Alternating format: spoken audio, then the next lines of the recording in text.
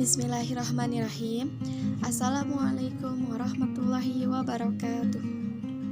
Perkenalkan, nama saya Ika Sri Rahayu. Saya mahasiswi STKIP Muhammadiyah Kuningan, Program Studi Pendidikan Matematika semester 2. Halo semuanya, apa kabar? Semoga selalu dalam keadaan sehat. Amin. Nah, sebelum pada pembelajaran, terlebih dahulu kita berdoa agar pembelajaran ini senantiasa kita bisa memahaminya. Amin. Berdoa mulai. Berdoa selesai. Nah, pada pembelajaran kali ini saya akan menjelaskan mengenai geometri ruang. Nah, apakah semuanya sudah tahu pengertian apa itu geometri ruang? Nah, pengertian geometri ruang adalah himpunan semua titik, garis, bidang dalam ruang berdimensi 3 yang ada dalam bagian tertutup beserta seluruh permukaan yang membatasi. Nah, kenapa sih kita penting untuk belajar mengenai geometri ruang?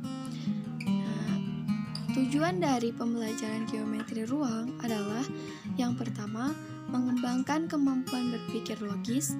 Yang kedua, menanamkan pengetahuan untuk menunjang materi yang lain. Yang ketiga, mengembangkan intuisi keuangan. Yang keempat, dapat membaca serta menginterpretasikan argumen-argumen matematik. Baik, langsung saja pada pembahasan. Nah, di dalam geometri ruang terdapat dua pokok bahasan. Yang pertama, bangun ruang sisi datar, dan yang kedua, bangun ruang sisi lengkung.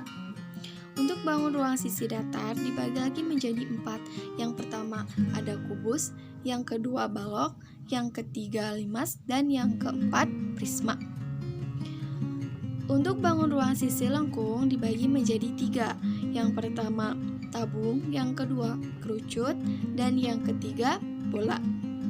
Nah, tadi kan kita sudah mengetahui pengertian geometri ruang, bahwasannya geometri ruang itu kumpulan titik, garis, dan bidang.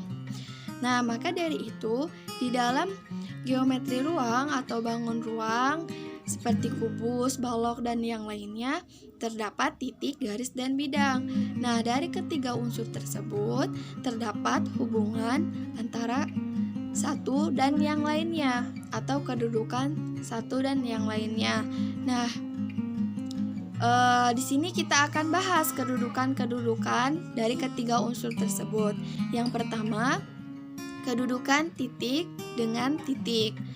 Nah, ada dua kemungkinan yang terjadi antara titik dengan titik. Yang pertama, titik berimpit dengan titik, dan yang kedua, titik tidak berimpit dengan titik atau saling berjauhan. Yang kedua, kedudukan titik dengan garis. Ada beberapa kemungkinan yang akan terjadi. Yang pertama, titik terletak pada garis, dan yang kedua, titik tidak terletak pada garis. Ketiga, kedudukan titik dengan bidang.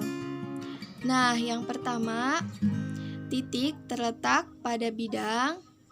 Yang kedua, titik berada di luar bidang. Nah, kemudian kedudukan garis dengan garis. Ada 3 kemungkinan yang dapat terjadi antara garis dengan garis. Yang pertama, garis sejajar dengan garis. Yang kedua, garis berimpit dengan garis. Dan yang ketiga, garis berpotongan dengan garis. Selanjutnya, kedudukan garis dengan bidang. Nah, yang pertama, garis terletak pada bidang. Yang kedua, garis sejajar dengan bidang. Dan yang ketiga, garis menembus bidang. Nah, kemudian kedudukan bidang dengan bidang. Ada 3 kemungkinan yang terjadi antara bidang dan bidang. Yang pertama, bidang berimpit dengan bidang. Yang kedua, bidang sejajar dengan bidang. Dan yang ketiga, bidang berpotongan dengan bidang. Nah, itu untuk kedudukan antara ketiga unsur tersebut. Nah, tadi sudah kita bahas mengenai kedudukan dari ketiga unsur, yaitu kedudukan titik dengan titik, titik dengan garis, dan titik dengan bidang. Selanjutnya, kita akan membahas mengenai cara mencari jarak dari ketiga unsur tersebut. Nah, yang pertama, jarak titik ke titik. Dimisalkan terdapat titik A dan titik B, maka untuk mencari jarak dari titik A dan titik B adalah yaitu dengan membuat garis dari titik A ke titik B sehingga didapat jarak dari titik A ke titik B adalah panjang ruas AB.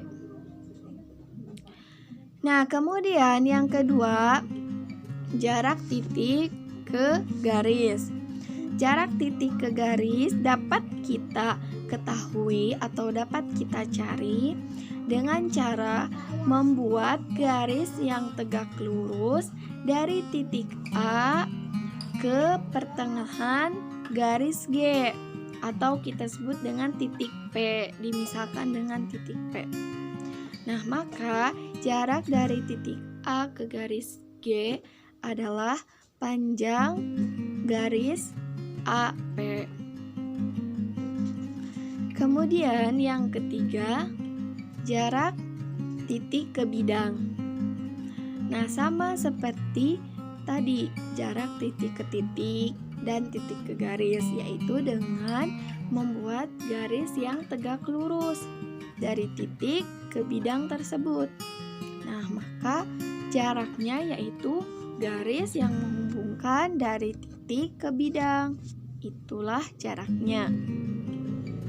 Kemudian jarak bidang dengan bidang. Nah, jarak bidang dengan bidang sama, ditarik garis yang tegak lurus dari bidang yang satu ke bidang yang lainnya. Maka jaraknya yaitu panjang garis yang tegak lurus dari bidang yang satu ke bidang yang lainnya. Kemudian jarak garis ke bidang. Nah, sama, jarak garis ke bidang pun yaitu membuat garis yang tegak lurus dari garis ke bidang. Maka kita dapat jaraknya yaitu panjang garis yang menghubungkan garis dan bidang. Seperti itu. Ini ada satu contoh tentang mencari titik ke titik. Nah, perhatikan gambar berikut. Nah, di sini terdapat kubus PQRSTUPW. Jika panjang rusuk kubus di atas adalah 8 cm, maka hitung jarak titik W ke titik P. Nah, kita jawab. Penyelesaian.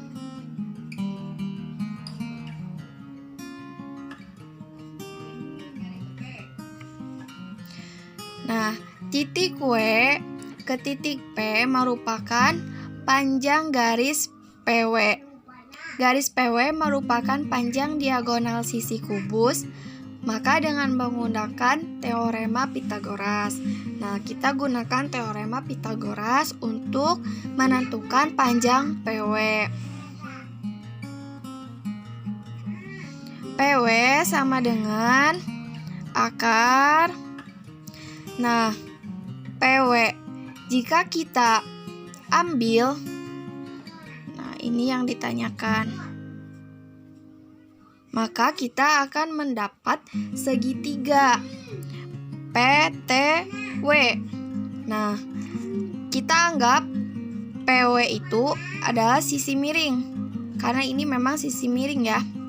Nah, maka teorema Pythagorasnya dijumlah. Nah, yang diketahui kan TW dan PT. PT ini sama saja 8 cm.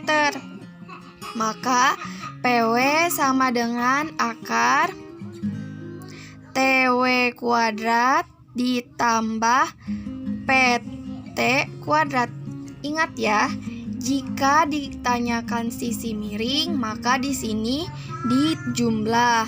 Sedangkan jika yang ditanyakan bukan sisi miring atau selainnya, misalkan yang ditanyakan TW atau PT, maka di sini dikurang. Kita lanjut. PW sama dengan akar. Nah, TW kuadrat. TW itu 8 cm, maka kita masukkan 8 kuadrat ditambah sama ini juga 8 kuadrat. Nah, PW sama dengan 8 kuadrat yaitu 64 ditambah 64. PW sama dengan akar 128. PW sama dengan 8 akar 2. Nah, jadi jarak titik W ke titik P atau PW ini sama dengan 8 akar 2 cm. Nah, maka dapat kita simpulkan jika yang ditanyakan diagonal bidang,